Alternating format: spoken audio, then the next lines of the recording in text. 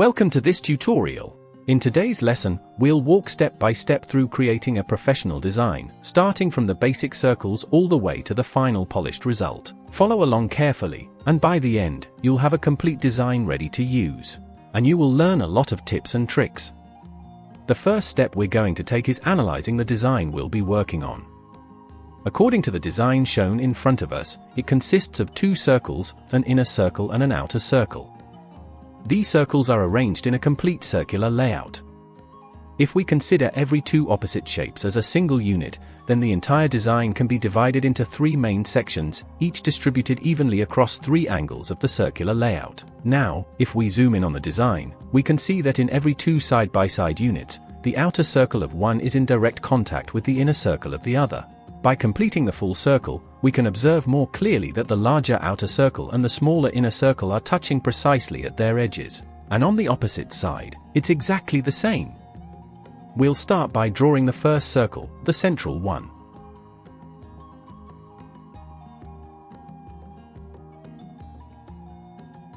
Now, we'll drag a copy of the circle from the bottom edge and snap it precisely to the top. Then, we'll make another copy and place it at the bottom. Next, we select the two circles and group them together. Now, to calculate the correct angle we need, we know that a full circle equals 360 degrees. So, we divide 360 by 3,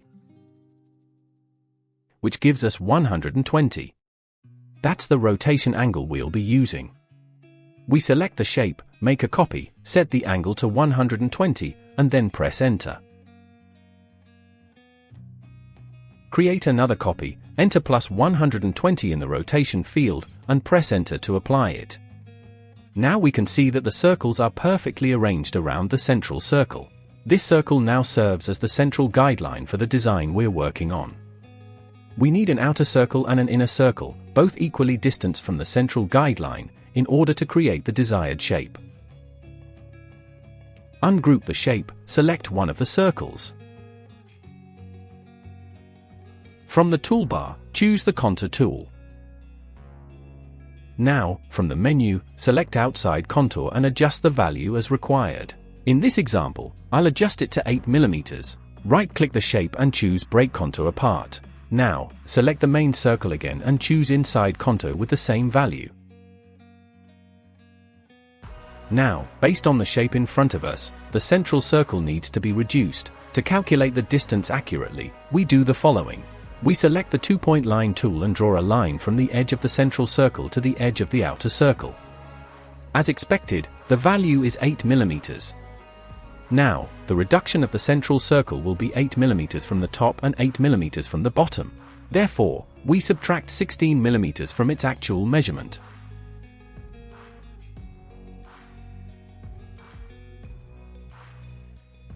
Zooming in here, we can clearly see that the two circles are in full contact.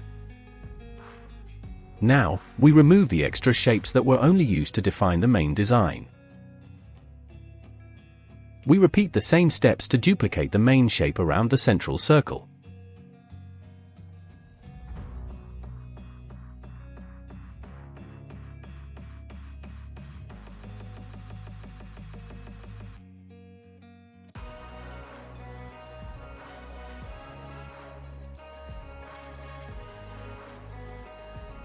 And if we zoom in here, we can see that the inner circle is in full contact with the outer circle of the adjacent shape, which is exactly what we want.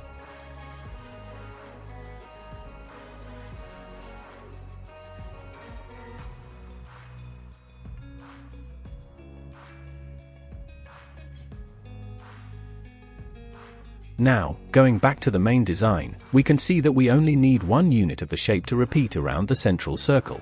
There's no need to redesign everything from scratch, we'll just work with a single unit. I'll be working in a way that ensures any effects we apply to the single unit will automatically apply to all shapes. All we'll need to do is change the color, and we'll have every effect applied quickly and easily. From the Tools menu, we select Virtual Segment Delete and use it to form the main unit. Hold down Alt on the keyboard and drag over the two intersecting lines here to delete them.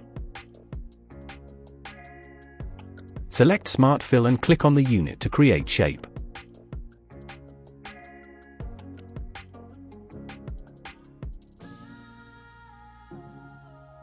Now, according to the main design, if we look back at it, we'll see that we need to add a shadow on both sides of the shape.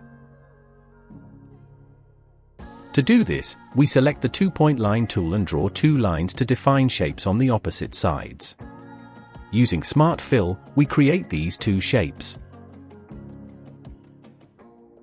Change the color to black. And now, using the Transparency tool, click outside the shape and drag inward to create a gradient transparency. From the Blend Mode menu, select Overlay.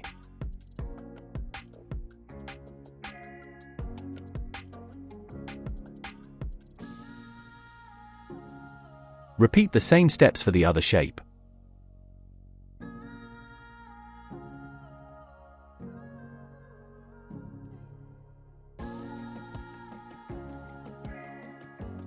Now, select both shapes, right-click, and choose Power Clip inside. You'll notice the cursor changes, asking you to select the shape that will contain the power clip. Click on the main shape to apply it. This way, if we change the color of the shape, it will keep the same effect, because the effect is contained inside it. Now, looking back at the main design, we can see that each circle has highlights and shadows on its edges, and we need to add them. To do that, we make a copy of the main shape on a separate page, since we need to define both its inner edge and outer edge. First, right-click and choose Extract Contents from the menu. Press Delete. Now, from the Tools menu, select the Shape tool and select the 4 corner nodes while holding down Shift.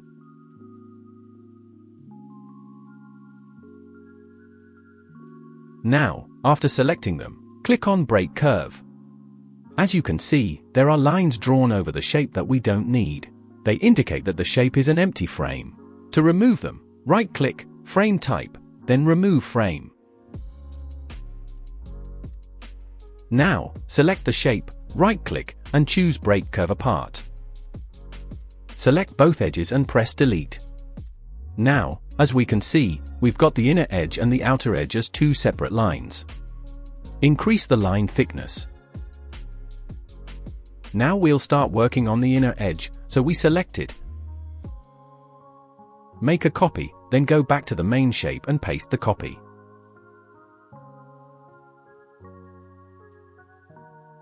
Now, go to the Object menu, choose Convert Outline to Object to turn the line into a shape. First, we'll work on the shadow. Keep the shape in black, select the Transparency tool, then from the Blend mode choose Overlay. Click outside the shape and drag inward to reveal the area where the shadow will appear.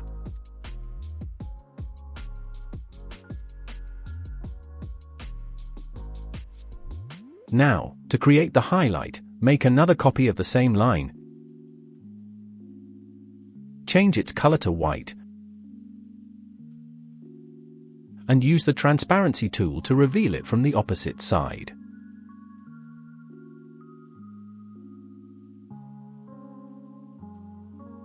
Now, select the line, right-click, choose Power Clip inside, and place it into the shape.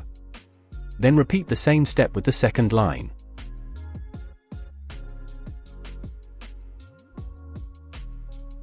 Now, repeat the same steps with the outer edge of the shape.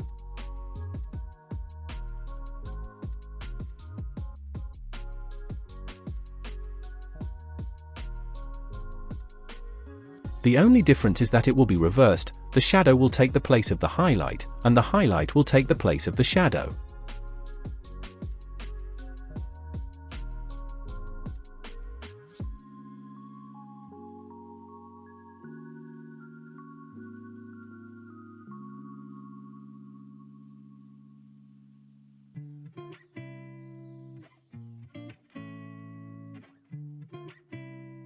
Now, going back to the main design, we need to add the word Step.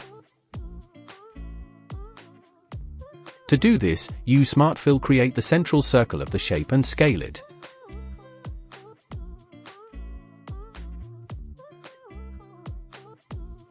After that, Type the word.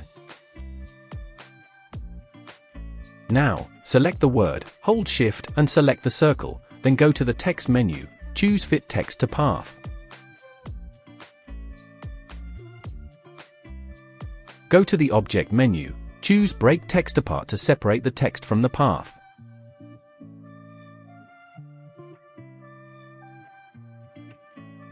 Now, select the text and the shape, right-click, Group. Now, use Smart Fill to create the central circle. What we need from this circle is its center point, because when we rotate the shape, it must be around a defined central point. Click the shape twice to show rotation handles, drag the rotation center to the middle of the circle. Press plus on the keyboard to make another copy of the shape, now hold Ctrl and rotate it to the desired position. Then, press Ctrl plus D to repeat the shape. Now, ungroup all the shapes and start changing the colors.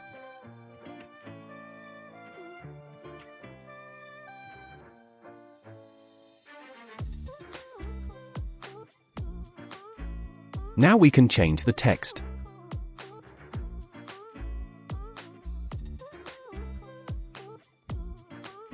According to the main design, we also need to add a shadow. So, select the entire design and group it.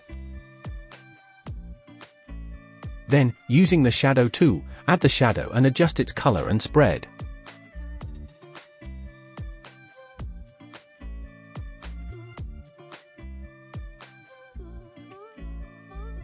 We can also add another adjustment. Select the unit. Click Edit, select all contents inside the power clip. Go to the Effects menu, select Blur, Gaussian Blur, and apply some blur to the shape.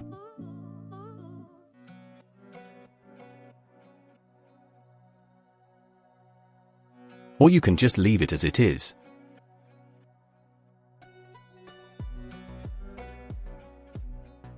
Now, the design is complete. Thank you for watching. If you found this tutorial helpful, don't forget to like the video, subscribe to the channel, and hit the notification bell so you won't miss any future tutorials. See you in the next one.